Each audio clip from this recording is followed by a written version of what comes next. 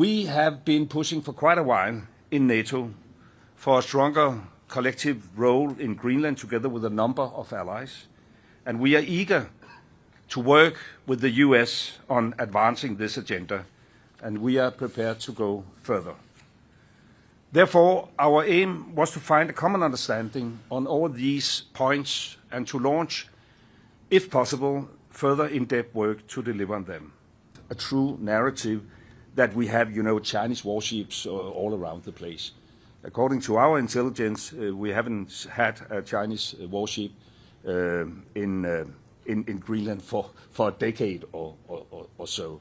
Even though there's not an instant threat from China and Russia, at least not a threat we can't accommodate, but I can only say that it is in everybody's interest, even though we disagree, that we agree to try to explore whether it is doable to accommodate some of the concerns while at the same time respecting the integrity of the Danish kingdom's territory and the self-determination of the Greenlandic people.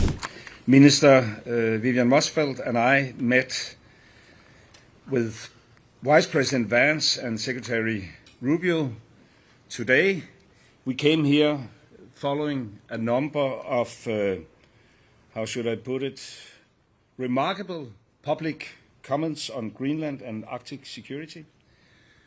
Our aim was to find a joint way forward to increase Arctic security. What can the Kingdom of Denmark do more? What can US do more? What can NATO do more? The Kingdom of Denmark has already stepped up our own contribution by committing additional funds for military capabilities, not dock slates, but ships, drones, fighter jets, etc., and we are definitely ready to do more.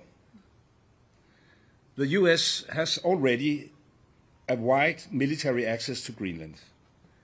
Under the 1951 defense agreement, the US can always ask for increasing its presence in Greenland, and therefore we wish to hear if the US had any further requests to make in this aspect. We would examine any such request constructively. Greenland is, through the Kingdom of Denmark, a member of NATO and has been that since the very founding of NATO in 1949 and is therefore also covered by Article 5. We have been pushing for quite a while in NATO for a stronger collective role in Greenland together with a number of allies, and we are eager to work with the US on advancing this agenda, and we are prepared to go further. Therefore, our aim was to find a common understanding on all these points and to launch, if possible, further in-depth work to deliver on them. On this basis, we had what I will describe as a frank but also constructive discussion. The discussions focused on how to ensure the long-term security in Greenland. And here our perspectives continue to differ, I must say. The President has made his view clear, and we have a different position. We, the Kingdom of Denmark, continue to believe that also the long-term security of Greenland can be ensured inside the current framework, the 1951 agreement on the defense of Greenland, as well as the NATO treaty. For us, ideas that would not respect territorial integrity of the Kingdom of Denmark and the right of self-determination of the Greenlandic people are, of course, totally unacceptable. And we therefore still have a fundamental disagreement, but we also agree to disagree. And therefore we will, however, continue to talk. We have decided to form a high-level working group to explore if we can find a common way forward. The group, in our view, should focus on how to address the American security concerns, while at the same time respecting the red lines of the Kingdom of Denmark. We expect that such a group will meet for a first time within a matter of weeks. And then I will pass the floor to my colleague from Greenland, Vivian Motzfeldt. Thank you so much. not repeating what already been said here. So I would like to say something in my own language, because there are many, many people in Greenland that follows, and for that I hope that you will allow me. So asasakka nunaqatikka naringiraarta masmarinnaasusi ulloq uatsinnut pissanganarsimavoq oqaatigilagari ullumik ataatimiineq ingerlalluarsimammat aamalu inimi ataatimiiffigisatsinni атаққиқатигиинеқ ааллаавигалугу оқалеқатигиинери ингерланнеқарсимаммата массаккуллу сиуму саммисимик оқалеқатигиинерит ингерлаққиннissaанут аққутиник уярлеқатигииниссатсиннут исимақатигиисималлута. I think that our meeting today and our commitment to find the right path is something that gives us to be able to see forward. And by saying that, I also committed on what Foreign Minister Lars Løkke Rasmussen already said. So thank you for that. Thank you. And then I think we can take a few questions. Tom from BBC. Yes. Thank you very much, Prime Minister. Just first of all, you talked about the working group. Can you just give us a sense of what this means now? So what has actually been agreed you're going to do next, despite this, as you described it, fundamental disagreement? You mentioned the job slates. In terms of what you've announced in terms of beefing up security in the Arctic around Greenland, when you hear that kind of language from President Trump about to spend all the 2 job slates, how does that make you feel? Well, that's actually quite a few questions at the same time. Well, I have known the President for quite a while, also in my former capacity as Prime Minister in Denmark, and I know his approach. But I must say, and even though he addressed things quite differently from what I would have done myself, there's also always a bit of truth in what he's saying, not about the dog slates. Well, we also have dog slates to our special forces. That's the way to, otherwise you couldn't come around in the northern part of Greenland. But I must say that, of course, we share to some extent his concerns. There is definitely a new security situation in the Arctic and the high north. All of us, transatlantic, took the peace dividend years ago, and we have the vision of keeping Arctic as a low-tension region. That's probably also why U.S. themselves have decided to have a much softer footprint in Greenland. During the Cold War, at some stage, they had 17 different military installations and military bases. Now they only have 1. They had like 10,000 personnel in Greenland. Now they have around 200. That's not our decision. That's a U.S. decision. And now the situation is entirely different. And of course, we have to respond to this. The big difference is whether that must lead to a situation where U.S. acquire Greenland, and that is absolutely not necessary. I mean, we have the long-lasting diplomatic relation, the longest-lasting diplomatic relation with U.S. that any U.S. ally has, 225 years in a row. And we have a perfect framework which could be used. And therefore, to answer your question, even though we wasn't so successful that we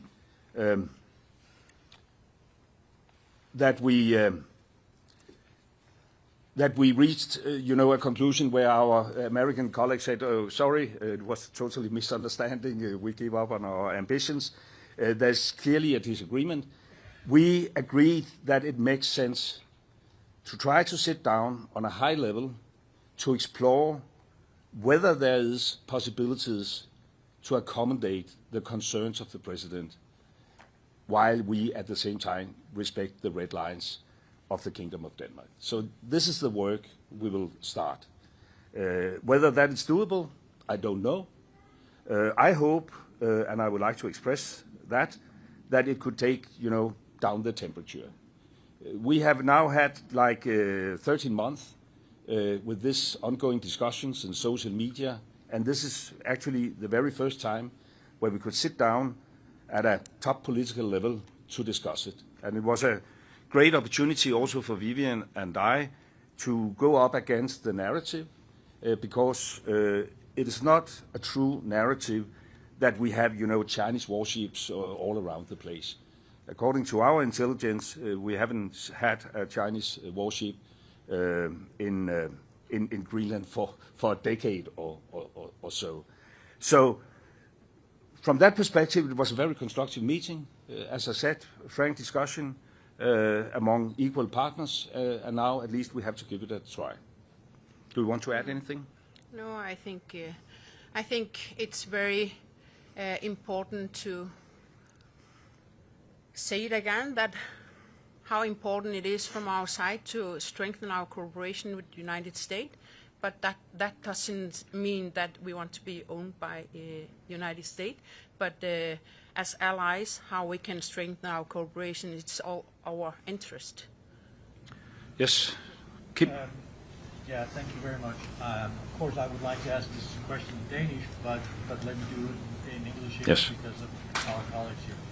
Do you see any compromise ahead of you? You said it a little bit. Could you elaborate a little on the possible compromise that there would be between the president's wish to acquire Greenland or have control of Greenland and the red lines that the Kingdom of Denmark has got right now? And if you also can tell us just a little bit about the approach that the Americans had to this meeting. What was their primary goal, as you see it? Was that to reach that end goal, or was it an open discussion of how do we solve the security situation in the Arctic? Well, first of all, I don't think this is the proper place to elaborate on what could be a compromise. The whole idea and the reason why we asked for this meeting was to turn public debate in a very, black and white kind of setting into a discussion where there's room for nuances. And therefore, I'm pleased, even though we do not agree whether this is doable, while we at the same time should respect the Kingdom's red lines, at least it is productive to start discussions at a high level. And then we have to see whether we will be successful or not. I would say, and that is probably in comparison to some of the public debate, that the meeting took place in a very constructive atmosphere, where we also had, as I said, the opportunity to at least challenge the narrative presented by the American president. And I think that is a necessity if we want to have a proper debate. It was basically about security. I mean, and as I said, even though there's not an instant threat from China and Russia, at least not a threat we can't accommodate. For instance, Chinese investments, we have avoided that due to close cooperation between Greenland and Denmark. When you saw, like 10 years ago, the Belt and Road Initiative and the idea of Chinese investments in infrastructure in Greenland, we avoided that. So there's no, Chinese presence in Greenland. But there's a concern. Will that be the case in like 10 or 20 years from now? It will not, because our Greenlandic friends have introduced investment screening schemes, etc. And Denmark, is by all means on the right side of history. And therefore, we will also continue to do what we already have done. We have been stepping up. We have allocated almost $15 billion within just the last couple of years to capabilities in the high north. We have been pushing among the Arctic NATO states for a bigger NATO engagement. Honestly speaking, and now I can only point fingers at the former American administration, U.S. has historically been a bit reluctant. Hopefully that will change now. There's a dialogue within the NATO framework, and we want to step up. And hopefully that could also accommodate some of the president's concern. But it's not that I'm now, saying everything is solved. It's not solved. We didn't manage, but I honestly speaking, I didn't believe that was doable. We didn't manage to change the American position. It's clear that the president has this wish of conquering over Greenland. We made it very, very clear that this is not in the interest of the kingdom. There's a government in Greenland with support from 3/4 of the Greenlandic population. The premier made it very, very clear yesterday that Greenland, for the time being and for foreseeable future, will remain within the kingdom of Denmark. And therefore, this is a common position that we want to work with our American friends and allies, but it must be a respectful cooperation and it must respect the red lines. Should we take a very final question and then, yeah, come on. There's a fight going on now about, okay, yes. We can do that afterwards. Yeah. Both of you. So you say you have had a constructive meeting. You said in Greenlandic, I could hear the translation, it was a good meeting. But how do you feel about going out of that room without the threat being off the table? So we still have the American administration that wants to have Greenland being part of the United States. And you say, Lars Rasmussen, that, well, we hope that we can find a way. But how do you actually feel? It can't be very sort of secure in this way. Vivian? I think that it's never been so important to initiate that we are allies, we are friends, we have been cooperated in many years, we have history together, so it's all our interest to find the right balances. So I don't think I can say it longer than that. Of course, we have work to do in the future, and for us the most important is that you find the normalized relationship we used to have, and it's very important. And I think that we have initiated so many times where we stand and our geopolitics and location and everything that is very important, and we do it as an ally, and we do it, of course, it's also our interest that Greenland's positions and how we do it, that you do it on behalf of the allies. And yes. Yeah, that will be the final question. That will be the final question. Can I just ask you, Løkke, about the emotion of this moment? What did the administration, what did Trump's team say to you when you presumably told them that you can't just take over a people, you can't just take over and acquire a nation? Was there any discussion about, did they appreciate that perspective, or for them is this simply about security? I think that what we have been saying, that the meeting is been on a respect way, and we have shown where our limits are, and from there I think that it will be very good to look forward, and this high level group that is going to work together. As I'm already saying, that it's all our interest to find the right path. It's all according to the security in Northern Hemisphere. So I don't want to say more than what we discussed in the closed meeting room, but I would like to have this. How do you say it in English? Hope for a more mutual understanding and trying to find the right balances is equally from all countries. It is, of course, very emotional for all of us, and of course particularly for people living up in Greenland, but also for people in Denmark. We have 17,000 Greenlandic people living in Denmark. It sums up to like 1/3 of the Greenlandic population. We have a lot of Danes living in Greenland, more than 1 out of 10.